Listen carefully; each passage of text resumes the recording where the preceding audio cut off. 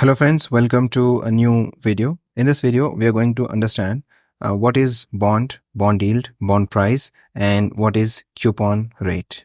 Okay, so this video is important for one important reason. You must have heard about something called Operation Twist, right? And you must have also heard about a term called yield curve, right, which is related to Operation Twist. And there is another term called inversion of yield curve, right? So to understand these three complex topics, you need to understand the present topic that we are discussing. So please pay close attention and watch it till the end to understand everything. Okay, so let's say you are this smart businessman who is in need of money to start a business. Okay, so there are various ways to get money, right? You can ask your relatives, you can ask your friend, or you can go to a bank, right? So when you go to a bank to ask for money, the first thing that bank asks for is a collateral. Basically, the bank, first of all, doesn't trust you that you will pay back the money, right? And to hedge against that, bank needs some kind of collateral. So this collateral can also be called as security, right? So bank needs some kind of security to make sure that if you do not pay the money back, it can sell this security in the market and recover the money, right?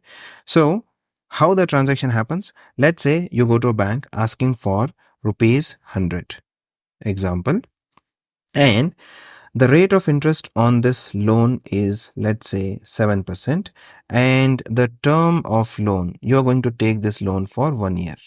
So these are the basics of this loan.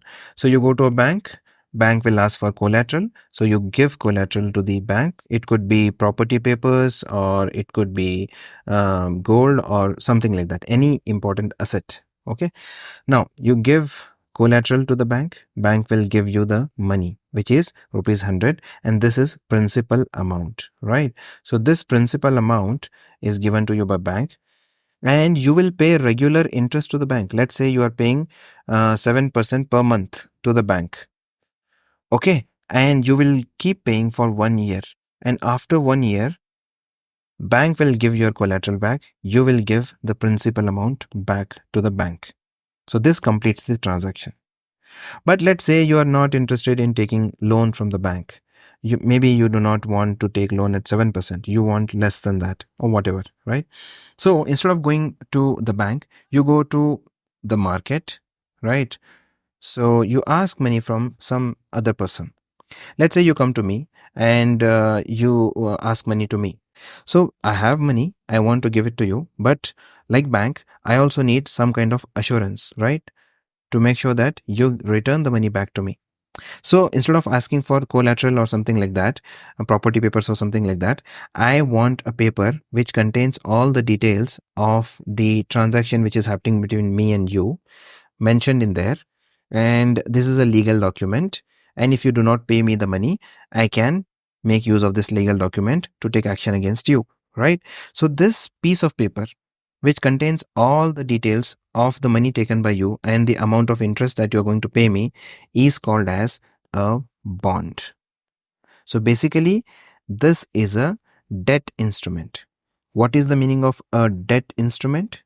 Debt instrument is the instrument that can be used to get money in the market, right?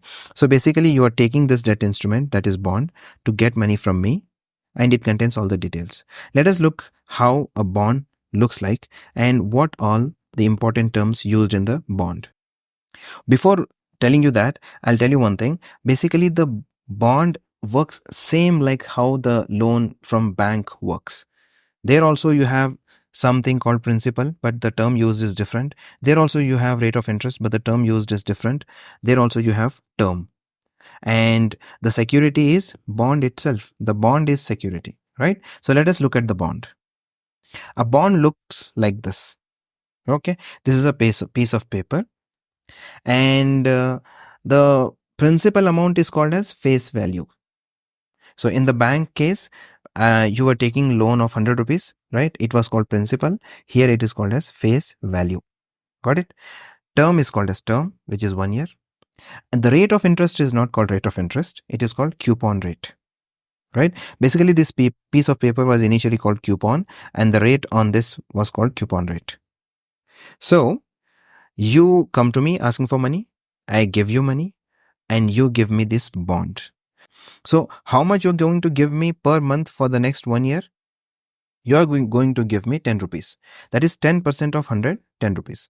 So you will give me 10 rupees per month, right? And after 1 year, you will give me 100 rupees back, which is face value, and I will give you this bond, right? So this is bond. Now understand two important terms. What is bond price? Mind you, bond price is not this. Bond price is different. And what is bond yield? Let us understand that. Let's say you gave me this bond, right? And the term of the loan is 1 year. But because of some unforeseen situation, I am in need of this 100 rupees after 6 months, right? Now, I cannot give this bond back to you because the term has not completed. So you may not, give me my 100 rupees back. So what should I do? I need 100 rupees. So what I will do is, instead of asking my 100 rupees back from you, I will go to some other person. Let's say I will go to this gentleman here and I will tell him, look, man, I have this bond which will pay you 10% coupon rate and the face value is rupees 100. So please take this from me and give me 100 rupees. So when he will have this, you will pay him 10 rupees. Basically, you will pay 10 rupees to whoever holds the bond, and after 1 year, you will pay 100 rupees to whoever holds the bond. If I am holding the bond at the end of 1 year, you will give 100 rupees back to me. If this guy is holding the bond at the end of 1 year, you will give back 100 rupees to him. Okay. Now this guy knows that I am in urgent need of money and he wants to benefit from that. So he says, look, though the face value of this bond is 100 rupees, but I am not going to give you 100 rupees. I will purchase this bond for, let's say, 90 rupees. I think, okay, let's say he gets it for 90 rupees. Okay. And I have already held this bond for 6 months and you have paid me 10 rupees per month. So that is 60 rupees. And if he gives me 90 rupees, then anyway, I'm in profit, right? I am getting 150 rupees because I have already received 60 rupees from you. So I tell him, okay, man, take this bond and give me 90 rupees. So he gets the bond and he gives me 90 rupees. Now tell me, this 90 rupees is different from the face value, right? So this is called as bond price. So the bond price is not face value. Bond price is what is the market price of this bond based on its demand. Because he sensed that I am in need of money, so he decreased the face value and the bond price is 90 rupees. Right? Now, how much coupon rate you are going to give him? Obviously, you will give him 10 rupees. But what is his investment? How much he paid for this bond? He paid 90 rupees. So what is his actual return? He is getting 10 rupees for 90 rupees. So his actual return is 10 rupees over 90 rupees, which is 11.11%. So this actual return is called as yield, which is different from coupon rate. Coupon rate is promised return on the face value of 100, but yield is actual return on bond price. You understanding? Let's consider another situation and that will make the situation clear to you. Let's say when I went to him, I knew that this bond has a lot of value in the market. Okay. And I knew that if I knew that this person is in need of this bond rather than me in need, this person is in need of this bond because this bond has more value in the market. So I will go to him and I'll tell him, man, look, the face value of this bond is 100. I have already received the coupon rate for 6 months. I am selling this bond. Would you like to have this bond? So he says, okay, but I'll tell him instead of 100 rupees, I will sell it to you at 110 rupees. He thinks, okay, the bond has a lot of value. Let's purchase it for 110 rupees. Okay, so he gives me 110 rupees and I'll give him this bond. Now, this is the bond price, the actual market price of this bond, not the face value. So he gave me 100 rupees, 110 rupees. So how much you are going to give him? Again, you are going to give him 10 rupees only, because you are going to give him coupon rate. But what is his investment now? 110 rupees. So how much is his actual return? His actual return is 10 rupees over his investment of 110 rupees, which is 9.09%. Okay, so his actual return is 9.09%, which is less than the coupon rate. Coupon rate is 10%. His actual return is 9.09%.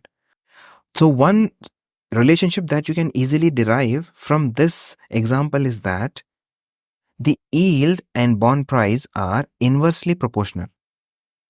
So you just saw here, whenever the bond price went down, right, to 90, the yield increased 11.11%, right, more than the coupon rate.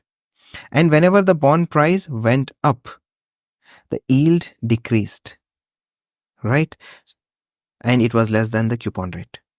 So this is the relationship between yield and bond price.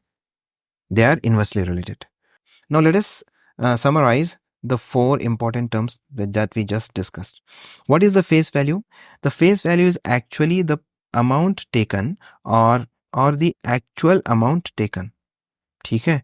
So it is the actual amount taken. And what is the bond price? Bond price is the market value of that bond, right? The market value of the bond can go up and down. Why and how this can go up and down, I will tell you in the next video. Let's not get confused now. And what is coupon rate? Coupon rate is the promised return. Okay? So the promised return was 10%. But what is yield? Yield is actual return. So yield is actual return. Right? So, and yield is dependent on what? Yield is dependent on bond price, and bond price is dependent on the demand of that bond. And what are the factors which increase or decrease the bond's demand? I will tell you in the next class. In this, you just understand what is bond price and what is bond yield. I hope I have been able to explain it to you in a lucid and simple manner.